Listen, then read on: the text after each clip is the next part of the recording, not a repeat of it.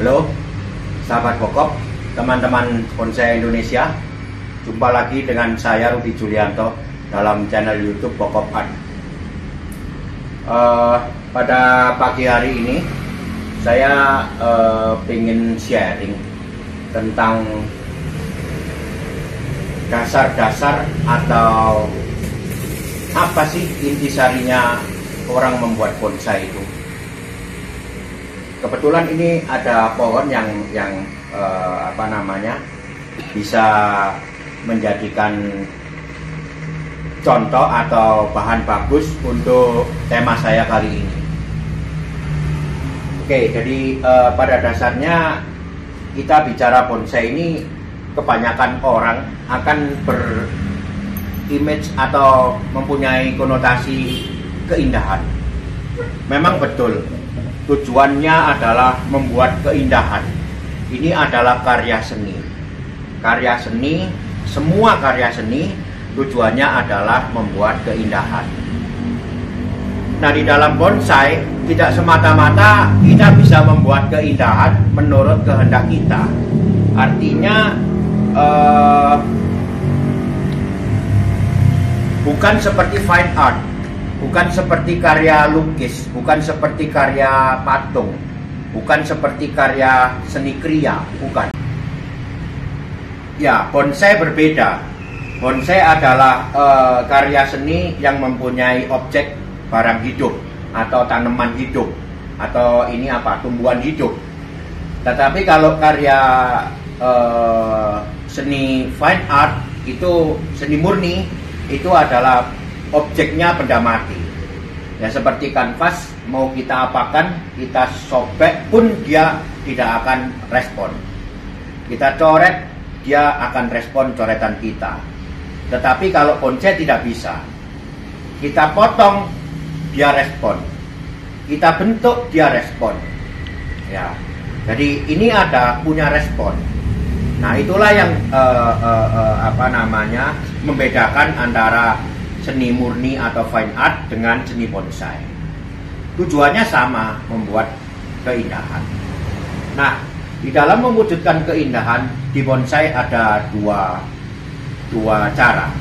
Yang satu keindahan menurut idealisasi manusia, yang satu lagi keindahan menurut idealisasi alam. Ya, karena tidak kita pungkiri, objek kita ini sebenarnya objek yang hidup di alam. Dia bisa hidup karena kondisi alam. Dia bisa subur karena kondisi alam. Makanya kalau ditanya bonsai itu apa, saya selalu bicara iklim dulu. Anda tinggal di mana? Masing-masing akan berbeda. Ya, tidak bisa kita membuat bonsai meniru alam di luar sana atau di negara 4 musim. Jadi tidak bisa kita membuat bonsai di Indonesia kemudian meniru alam di negara lain. Karena memang berbeda. Ya, oke. Tadi kembali lagi pencapaian keindahan tentang bonsai. Jadi ada yang keindahan menurut idealisasi manusia, maksudnya keindahan yang menurut manusia itu adalah sebuah ideal, sebuah kondisi yang ideal untuk sebuah pohon. Jadi misalkan mungkin teman-teman juga pernah dengar ada yang menyebut bahwa kalau membuat bonsai itu cabang pertama harus lebih gede dari cabang kedua. Kemudian cabang ketiga harus lebih gede dari cabang yang keempat dan seterusnya. Jadi makin lama cabang itu makin mengecil ke atas. Nah, misalkan itu. Atau kanopi harus bentuknya segitiga. Karena supaya dapat sinar yang rata. Ya, nah seperti itu adalah idealisasi menurut manusia. Kenapa saya katakan begitu? Karena kita tidak menjumpai pohon seperti itu di alam. Di alam tidak ada pohon yang ditata sedemikian rupa sehingga cabangnya lebih gede, yang pertama lebih gede dari yang kedua dan seterusnya, tidak.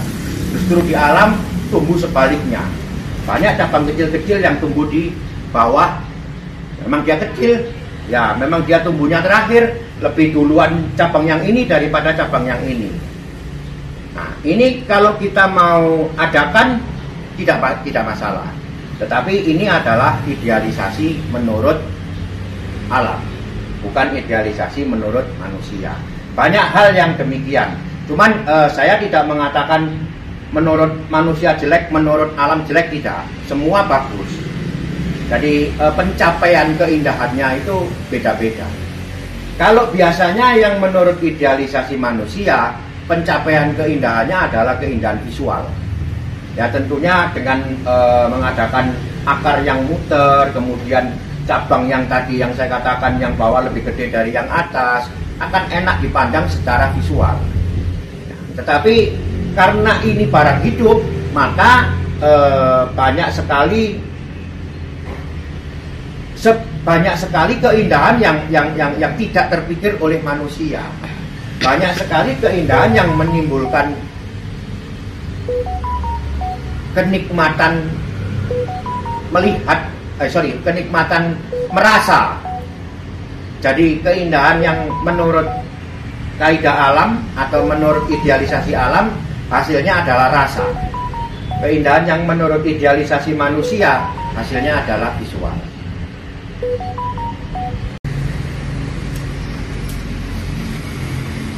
Oke, itu tadi sekilas tentang bagaimana pencapaian keindahan dalam membuat bonsai. Topik saya atau tema saya hari ini tidak berbicara masalah itu, tetapi saya mau berbicara prinsip dasar orang membuat bonsai itu apa sih perlakuannya. Pada dasarnya membuat bonsai itu kan mempercepat proses penuaan dari sebuah proses hidup, dari mempercepat proses penuaan dari sebuah pohon. Jadi pohon ini atau bonsai akan kita percepat proses penuaannya daripada dia hidup di alam. Kalau di alam mungkin satu pohon boleh dikatakan tua setelah dia berumur 50 tahun atau bahkan 100 tahun lebih, dia baru tua. Nah, jadi apa sih pencapaiannya pohon itu tua? Pohon akan dikatakan tua apabila percabangan dan perantingan ini telah mencapai titik maksimal dia bisa tumbuh. Ya, jadi masing-masing pohon mempunyai perbedaan. Sering saya katakan bahwa pertumbuhan akar adalah refleksi dari pertumbuhan rantingnya. Jadi akar bercabang-cabang, ranting atau cabang ini juga bercabang-cabang. Cabang beranak jadi anak ranting, ranting beranak jadi anak ranting jadi cucu ranting dan seterusnya. Demikian juga akar. Jadi kalau proses ini bisa balance, maka pertumbuhan dia akan mencapai penuaan. Nah, itulah yang harus kita mengerti dulu. Artinya kita membuat bonsai ini urusannya apa sih? Ya, kita membuat bonsai ini urusannya perantingan ini. Membuat perantingan agar dia sudah mencapai pertumbuhan yang maksimal. Kalau di Santiki mungkin sampai level 6, level 7. Jadi ini berusaha, pohon ini berusaha saya buat perantingannya mencapai maksimal dengan diproses. Prosesnya bagaimana? Sering saya sharingkan. Ya, dengan membuat struktur yang benar, anatomi yang benar antara perpecahan dari cabang menjadi ranting, ranting pecah ke anak ranting pecah ke cucu ranting dan seterusnya, itu diproses menjadi supaya benar, agar prosesnya lebih cepat untuk mencapai perpecahan yang maksimal. Kalau asam mungkin cuma level 3, maksimal level 4. Nah, itu kita capai. Ya, apabila kita udah mencapai asam dengan perantingan level 3 dan level 4, proses tinggal nunggu penuaan. Apabila itu sudah tua, maka pohon ini akan tua. Jadi di bonsai paling prosesnya 3-4 tahun udah jadi. Kalau di alam mungkin bisa makan puluhan tahun. Nah, intinya itu bonsai. Jadi masalah keindahan kita abaikan dulu. Yang paling penting kita mengerti nih, buat bonsai ini apa sih? Nah, ini adalah salah satu contoh pohon yang saya coba untuk membuat dengan benar sesuai dengan teori saya. Jadi saya membuat bisa di zoom. Jadi di sini bisa dilihat ini adalah proses yang terdahulu. Jadi pohon ini berusaha dibuat bonsai, tetapi dengan teknik yang kurang pas. Karena apa? Dia menumbuhkan sembarangan. Jadi begitu dapat cabang kemudian ditumbuhkan, dipotong-potong langsung. Dapat lagi, panjang lagi, dipotong-potong lagi tanpa diurai. Jadi ini carut marut. Jadi ada cabang, ranting, anak ranting, kemudian di cabang masih ada nih cucu ranting. Kan nggak bisa di cabang pertumbuhannya ada cucu ranting.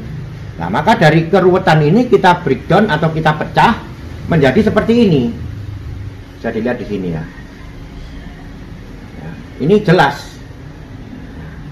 Ini terlihat saya mengurangi loh, ini jauhnya kan berkurang banyak. Ya nggak apa-apa, tetapi nanti jauh lebih cepat jadinya daripada yang ini. Saya kasih tahu, dengan proses seperti ini tidak akan jadi perantingan.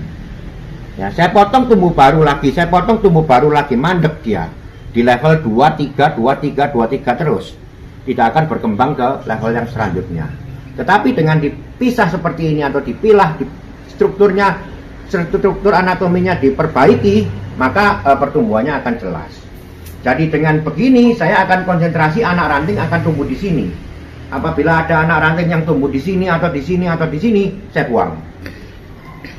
Ya, itu prosesnya. Jadi proses urutannya menjadi penuaan sampai maksimal kita jaga.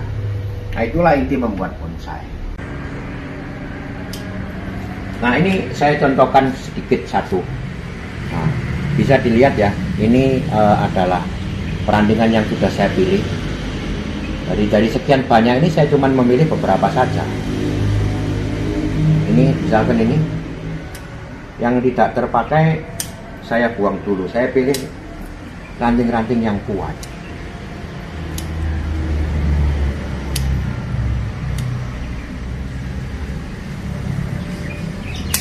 Nah, dari sekian tadi saya cuma memilih 3, 1, 2, 3.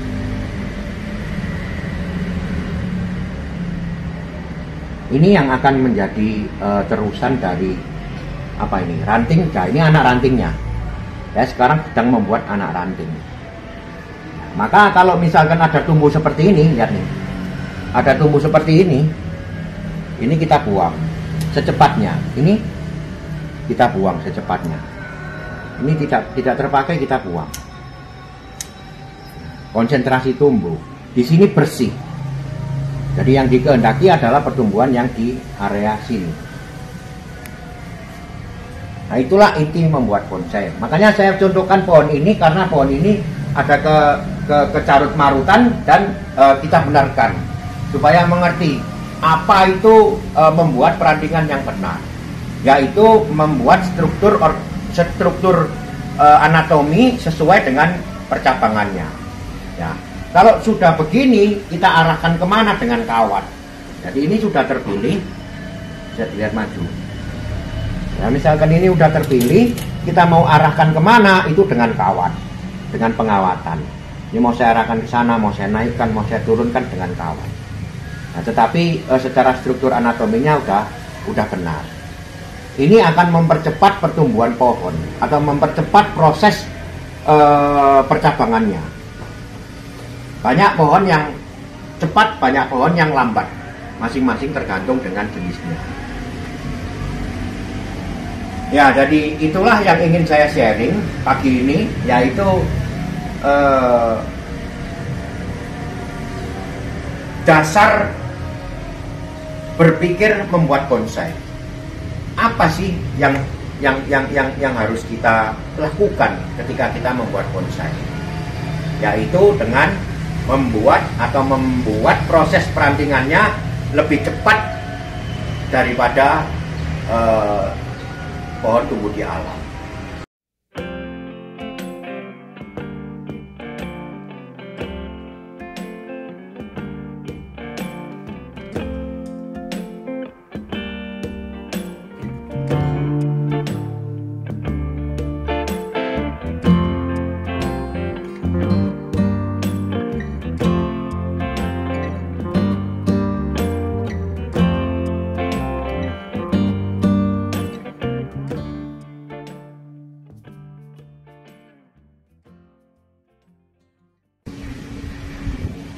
Ya, ini saya udah selesai.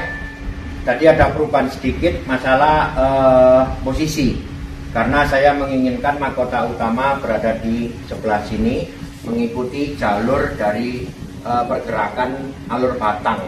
Ya, jadi alur batang bergerak ke arah sini, kemudian kumpulan mahkota saya letakkan di sebelah sini, yang kumpulan mahkota utama. Tapi ini nanti masih perlu diperbesar dulu, diperkuat dulu supaya menjadi mahkota yang besar dan kuat. Ya, kita tidak bicara masalah style dari pohon ini, kita bicara masalah tadi bahwa prinsip dasar atau pola pikir awal membuat bonsai. Pengertiannya apa? Pengertiannya adalah membuat proses penuaan lebih cepat daripada dia hidup di alam. Caranya bagaimana? Caranya yaitu dengan tadi sudah saya jelaskan, membuat perantingan. Nah, kalau kepingin sukses membuat bonsai harus mengerti ini. Dari bonsai pada dasarnya itu apa? Adalah membuat perantingan. Perantingan yang bagaimana? Perantingan yang menuju ke arah perpecahan yang maksimal. Tiap jenis beda-beda. Ya, harus dipelajari masing-masing jenis pohon yang sedang dikerjakan mempunyai karakter perpecahan perantingannya sampai seberapa. Kemudian bentuk perantingannya bisa bagaimana. Nah, kalau ini semua bisa dimengerti dan dipahami kemudian dipraktekkan, saya yakin bonsainya akan menjadi terlihat natural, terlihat punya karakter sesuai dengan jenis pohonnya. Oke, sekian dulu sharing saya tentang dasar-dasar dan pola pikir membuat bonsai. Semoga bermanfaat. Tetap semangat, ikuti terus konten-konten saya membuat bonsai di channel YouTube Bokop Art. Mari kita berkarya, karya bonsai Indonesia, bonsai tropis. Konsepnya Bokop. Salam Bokop.